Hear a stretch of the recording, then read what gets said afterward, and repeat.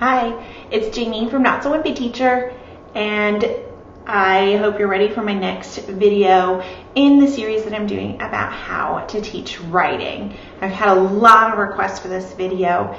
It's about the independent writing time. We already talked about what writing workshop is and how it is split into a mini lesson, independent writing, and then a share time. And then we talked about that mini lesson and some of the tools to use during the mini lesson. And so today we're going to talk about that independent writing time. So I hope you find this helpful. All right, first of all, the key to writing workshop is that the independent student writing time is the biggest chunk of your writing block. They have more time to write than you had time to give a mini lesson. So there's more student writing time than teacher talk time. Okay, it's really important that every day of writing workshop includes this big chunk of independent writing time. This is the time when they are working on their story, their masterpiece, the one that they chose the topic for. This is when they're implementing all of the things that you are teaching them during the short mini lessons. Okay, so try really hard to give them a block of 20 to 30 minutes for their writing. In the older grades, 35 minutes would be more ideal. Even third graders can write for 35 minutes. Fourth graders, fifth graders for sure. Okay, I've been asked repeatedly to show my writing notebook. So this is one. Lots of questions I get, so let me just go ahead and try and get them all answered. I like to use composition notebooks. I have found that they're cheaper than using binders and take up less space, but they stay together better than a spiral notebook. They seem to last longer, be more durable. That being said, spiral notebooks are cheaper, and so if that's what you have to work with, then make it work, okay?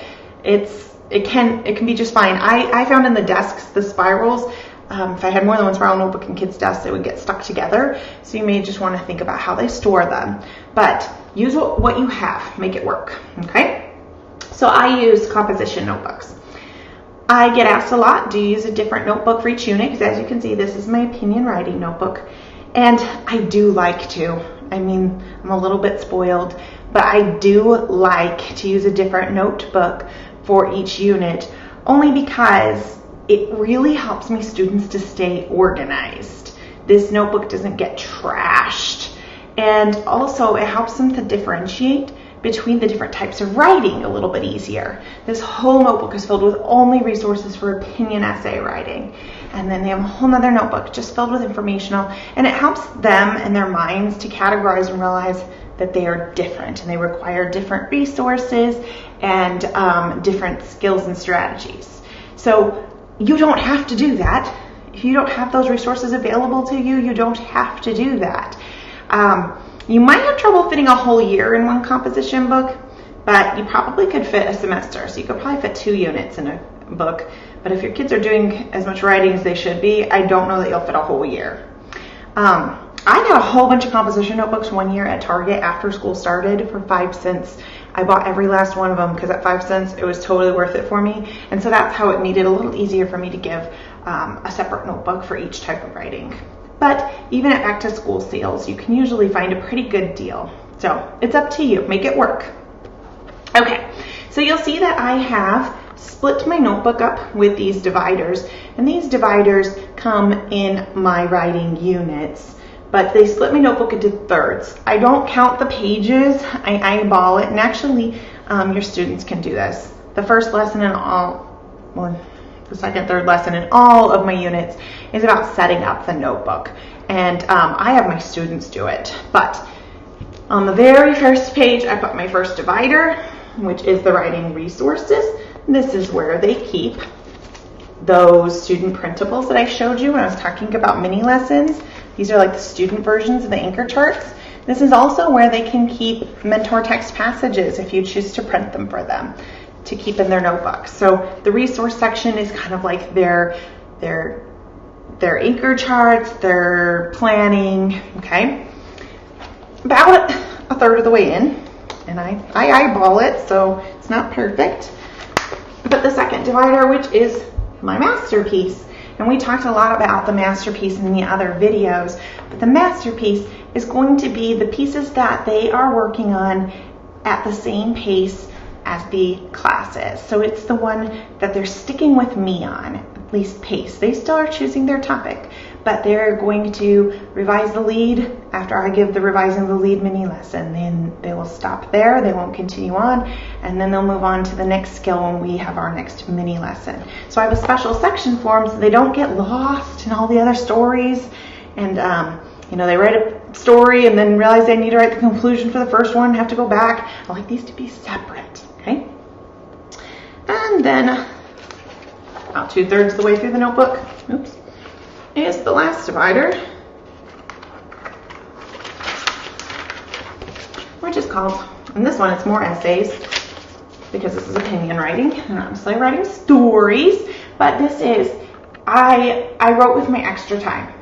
So this is, they went through the mini lesson and they were told the task they needed to do to their masterpiece. They finished it. It's still writing workshop time. We still keep writing. So their other stories are the last divider, okay? And that's how I split my divider up into 3 sections.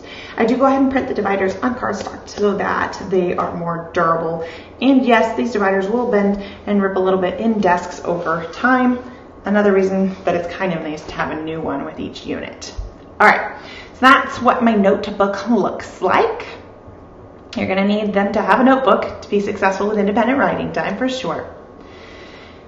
Now, this is the key for me for making my independent writing time more successful. I talked about this before, but in a traditional writing workshop, kids are working at their own pace. So you've got kids publishing, well, you've got kids drafting, well, you've got kids revising, well, you've got kids editing. It's all over the place. That was just too much of a struggle for me. The chaos and the fact that my lessons didn't match up with what they needed right that moment just didn't work. And so that's when I switched to that masterpiece style. And that I taught a mini lesson. Maybe my mini lesson was about breaking up where to break for paragraphs. Then they had to go back and find those spots in their masterpiece.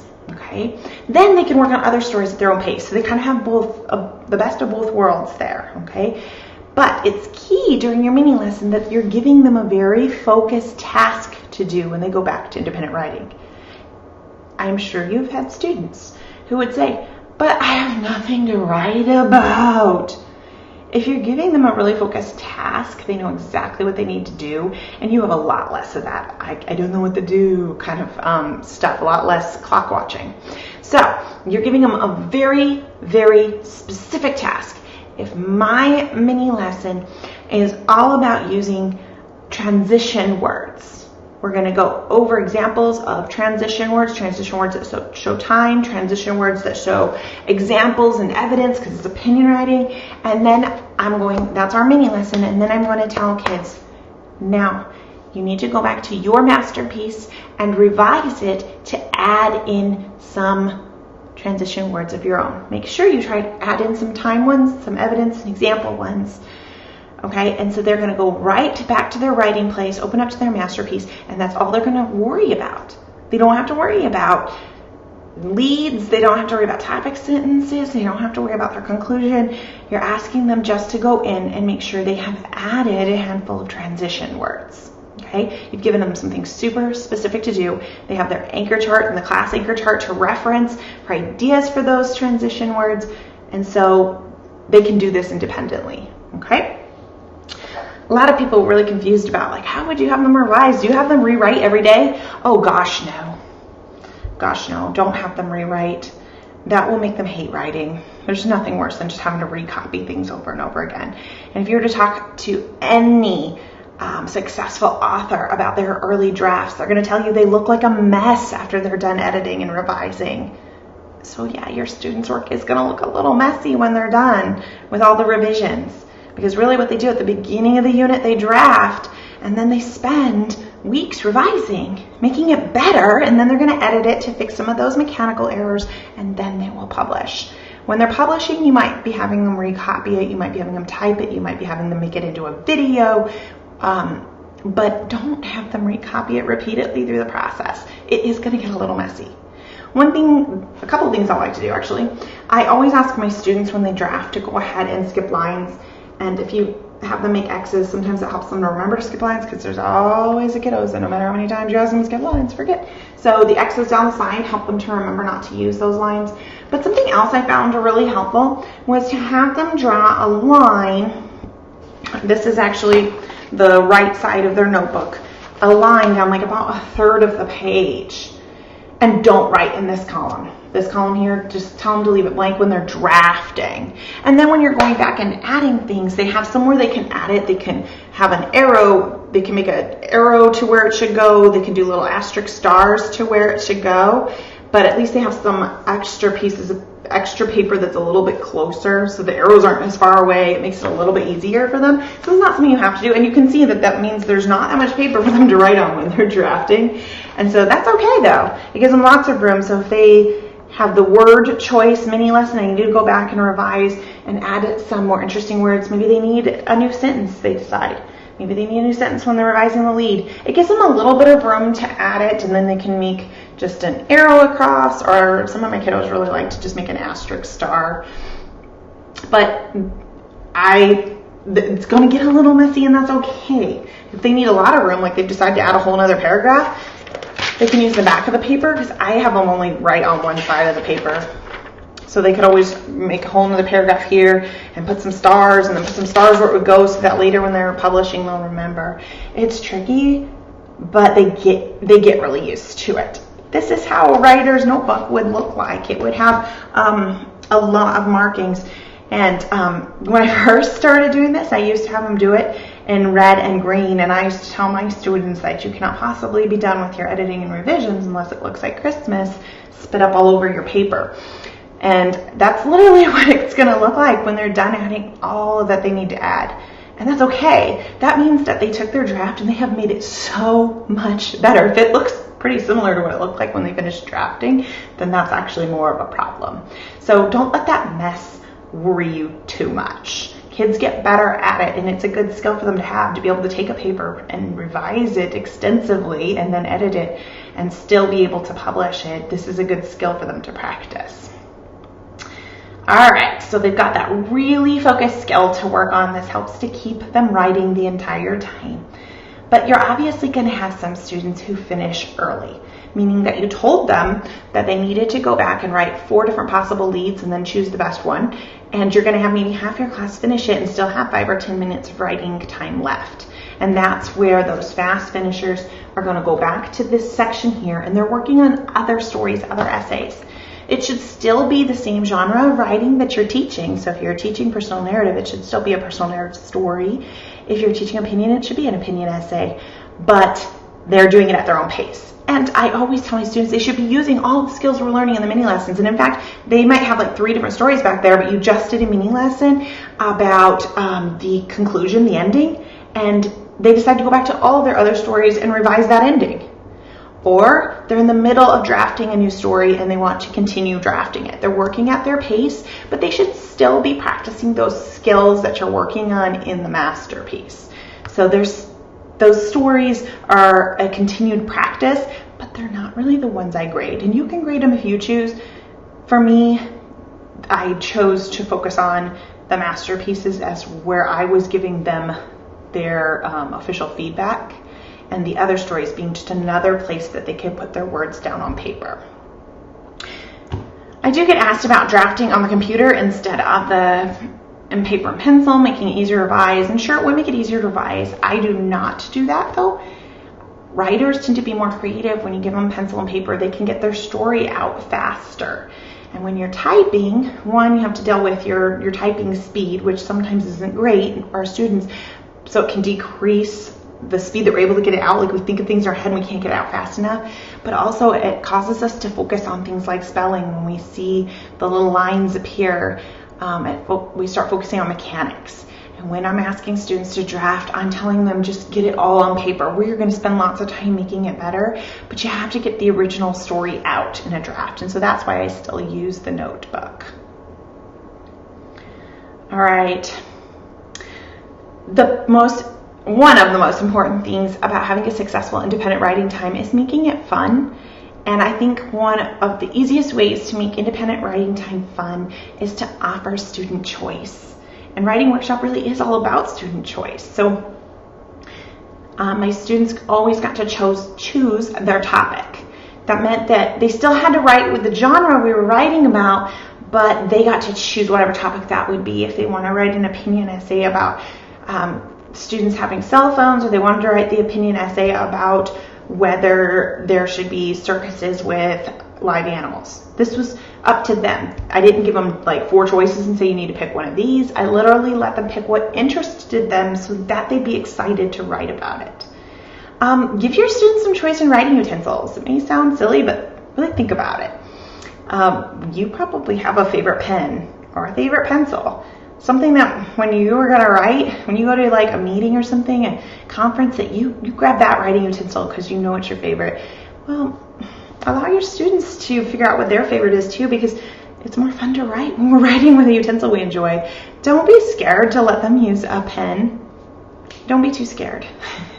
It can get a little bit messy, but it's going to get messy anyway because you're going to change so much and you don't want them sitting there erasing like crazy anyway. So maybe you get a little brave and you have a few different types of pens for them to choose from. Maybe you have some mechanical pencils and some standard sharp yellow pencils, because those are awesome too. Consider letting your students choose where they write in your classroom. Can they write sitting in the classroom library? Can they write on a beanbag chair, on a stool, at the table, at their desk? I think it's important that they find the place where they're comfortable and they can focus. All of this being said, though, there has to be tons of training. There has to be tons of training. Training on getting their resources out. Training on getting to their spot. Training on not being distracted in the writing spot. Training on using the materials correctly and putting them away when it's time to put them away. And then there has to be a lot of time spent building endurance. During the first 2 weeks of Writing Workshop, it's all about building that endurance. The same way we build readers' endurance, we have to build the writer's endurance.